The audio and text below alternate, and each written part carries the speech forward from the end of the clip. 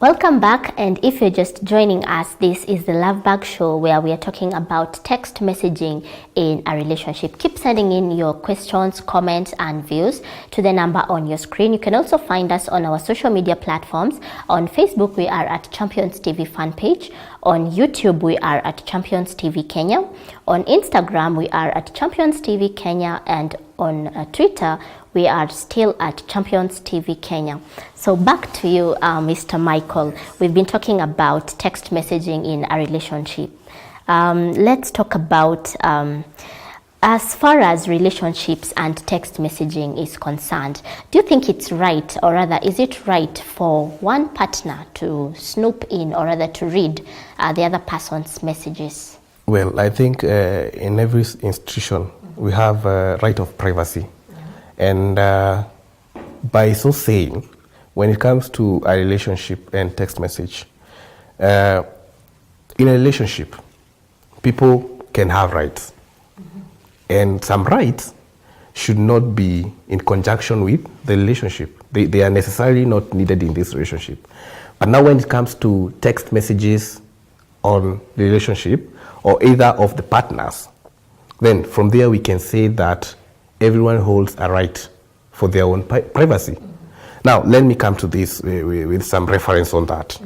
Now, you find one partner in a relationship, they have their own things doing on their text message. Probably they are doing work kind of thing when they're texting. Some have like texting friends. Some do have like texting relatives or family, or maybe parents. You know, there are some conversation that they are doing on that text message. And to some people, it might be hard to understand, or one of the other party can have some hard time to understand. So when it comes to right of privacy, I think it's right for one not to snoop on another's phone. And in a testimony, I have had people argue on that matter. Because you'll find, like for instance, let me give on myself. Me, Michael, I'm in relationship with certain person X. So X is doing her own things. But I find it uninteresting when he's doing it or when he's texting. So I'll find it hard for me to know what she's doing on that phone. So I'll just know, and the first thing the first thing that I'll see is text messages, maybe of a guy chatting with her. So my first reaction will, what are they talking about? Are they having a relationship conversation? Are they having a romantic conversation? So those are the things that will be kicking in my mind or going down in my mind. So I don't think it's right for one to snoop on anyone's phone conversation. Now let me get back to the person X. Person X notices that I'm chatting with different people. Now, for example, I'm chatting with a lady. Maybe there's a work friend, a person whom I work with, or maybe it's a relative. And maybe the kind of conversation we are having here doesn't necessarily have to be romantic, but it's of friendly because maybe we are so close to each other. But person X thinks that, or in his own, her own thought of sense, thinks that we're having romantic conversation. And maybe it's the wrong way she's thinking. So I think for each and every person should understand that it's not always right to have to snoop on one's conversation or text messages, because such things has ruined relationships, friendship. People have break up their marriages due to those text messages or snooping. Now, let me say this. There has been things said and done. For instance, a wife finds out that a certain lady had texted the husband, but the husband tries to explain that it wasn't what you think, but the wife doesn't understand that. So they'll end up having argument, and at the end of the day, they'll have to probably separate without no due reason for their separation. But it's only... From what you've just said, Michael, should texting be a cause of breakup? Well, I won't need time to be a cause of breakup because, as far as I'm concerned, texting, yes, is good. It's a form of communication. Yeah. But to some extent, it can lead to breakup in relationship. Like, people people will do things with text messages. They'll text content that are not supposed to be text on the message. Because in reference to texting, this is, texting can be a record of information. Because when I want to refer a certain text or information, I'll just go back to the text. So if one partner finds a whole lengthy chat of the other partner, you see, so that will lead to a certain cause of breakup to this relationship. So in my own, professional and understanding, I would say texting can be at times bad thing to go for or to relate with. Because in most of the marriages and relationship, most have broke up because of text messages. This is what is happening in the current world. You see, yeah.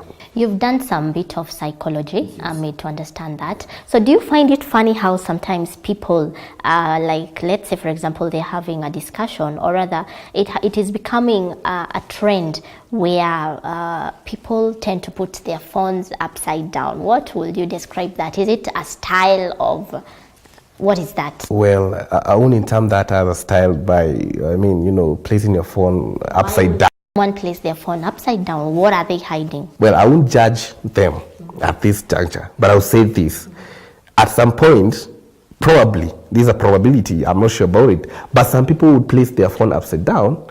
Maybe they have different reasons over that. There is no reason, Michael. Why would you place your phone upside down? Those are the reasons that we need to know. The direct answer to that question is most of the people would place the phone because probably there are some messages will pop while they are seated on that table.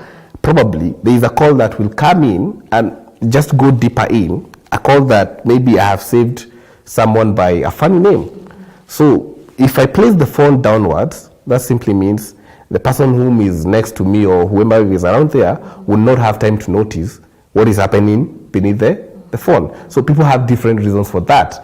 But in most cases, you hear people argue that they're hiding something when somebody places the phone. And to some extent, you find a phone that, someone's phone, the light is reduced to 0. Yes. So also this raises an alarm for a relationship. Because you'll find if somebody should reduce maybe the light, still there will be some varied reasons for that. Maybe the light would be affecting the eyes. Or maybe that... Some also say that they are trying to reduce the charging percent. Probably. So that's why I said people have various reasons for their own thoughts. So some would even argue that if you reduce the light, then it will be very easy for you or for the other person not to see whatever the portrayed content on the phone, maybe the message or the call. So people have different views towards that. Mm-hmm. Yeah. Let's talk about, since communication is mandatory in a relationship, how basic is text messaging in a relationship? Well, as I would rephrase from the conversation we had before, texting message is very important also in a relationship. It keeps the conversation or the relationship on the move. Mm-hmm. Like I said before, if the relationship or the partners in that relationship don't get along in calling, then they will text. So as a basic thing, texting is more noble for them to have like that line of texting. So I think in my own understanding, they should have that. Texting is good for them, yeah, in a relationship. Earlier on, when we were beginning the show, we talked about message content, what you're supposed to talk about in a message. Can somebody talk about things like emotions and personal values in a text message, or will that call for a phone call or meeting up with a person? Well, that is a very interesting question. Mm-hmm. Now, when it comes to the extent of that emotion expression to a text, I would find it very hard because probably, for instance, somebody might have a bad thing that has happened to him or her. An emergency. An emergency. Mm-hmm. And that doesn't count in texting. Mm-hmm. You cannot text when you have an emergency. What if they do not have airtime? What if there's... well, there are various forms of how you can do that. Mm-hmm. There are some tactical ways you can do that. Mm-hmm. Maybe you can, we have modes of transport. You can try and connect from where you want to go or from where you want to achieve that guy. But still texting is okay. Mm-hmm. But there's some things you cannot express through chatting or texting. So some things will have to call for you to go personally to where you want to pass the message to, or rather, you'll have to call them personally. So I think from the word texting message and some tragedy or some things that will happen that they won't need texting, then I bet in all ways or in whichever way that you find it easy, it will be more easier. Okay, let's talk about effects of text messaging. Not many people understand things like abbreviations, and in today's society, people are using more of abbreviations than the message itself, abbreviations and emojis. What's your take on that? Now, my take on that is that abbreviation is a short form of words. You give like, for example, like I would say, abbreviation should not be used to any other person or each and every person. Though most likely they're used by teenagers or these youngsters, because I wouldn't suggest anyone to use abbreviation in all times.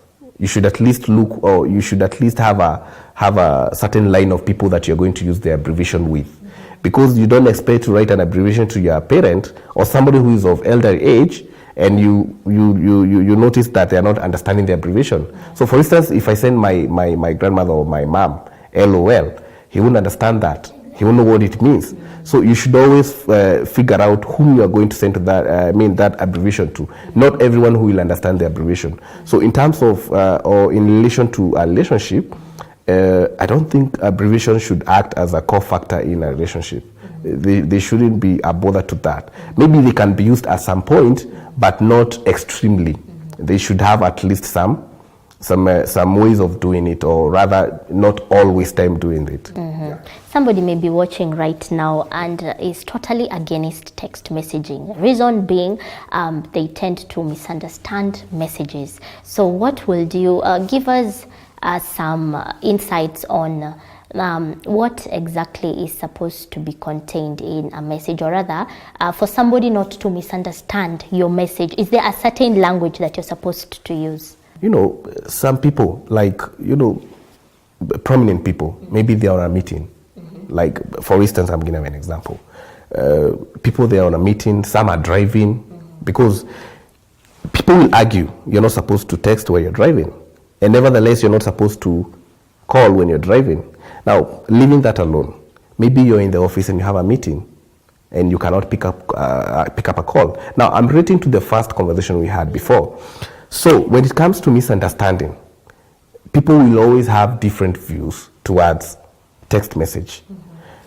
Now, we shall have a two-sided way of conversing this, because one-sided, we think that texting is more better than any other thing.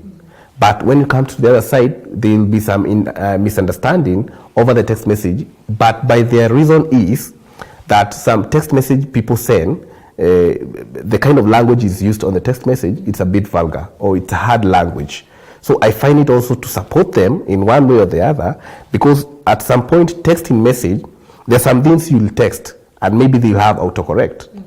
Like, you have had people, I was supposed, so much. It happens like almost exactly. Everyone has a problem with me. I mean, the autocorrect thing. Because you'll find, I want to text someone, I won't mention the word on TV, but you want to text something, but what you wanted to text is not what it's going to be on the receiving end of the other person. They'll have a different message. But in your own consensus, you thought that you sent the right message to them. So you see, so when it comes to misunderstanding of these messages, it's so right always to have a second thought about what you're giving or what the content that you're writing that message. Yeah. As we finish the show, Mr. Michael, give us your closing thoughts, and as you answer the question, do you think text messaging makes a relationship fonder? Well, my part in short is that texting message, in my own school of thoughts, what I think is that texting is good for a relationship. It keeps the bonding together. You see, people should not misunderstand text messages. But the only thing people should do, or the partner in any relationship or whatever they are in, they should always give the right content of the message. Because in this, it might be a reference to another thing or somebody. Someone might come through your text messages and he'll have the wrong thought about what you are writing on your messages. So I'll tell or advise the viewers that whatever you are texting, let it be right. Don't give it in a bad picture way that if somebody else would see that text, they'll have a bad feeling about you. You should always be cautious what you're texting. The content you're texting, it's very important. And also it's very important to type the right message to your partners. Wow, we were talking about text messaging in a relationship, and my guest was Mr. Michael Mutunga Wairimu. Unfortunately, our time is up, but keep sending in your comments to the number on your screen. You can also find us on our social media platforms. But keep it Champions TV. See you next week. Same place, same time, same show, different topic. I was your host, Charity Gordons. Goodbye.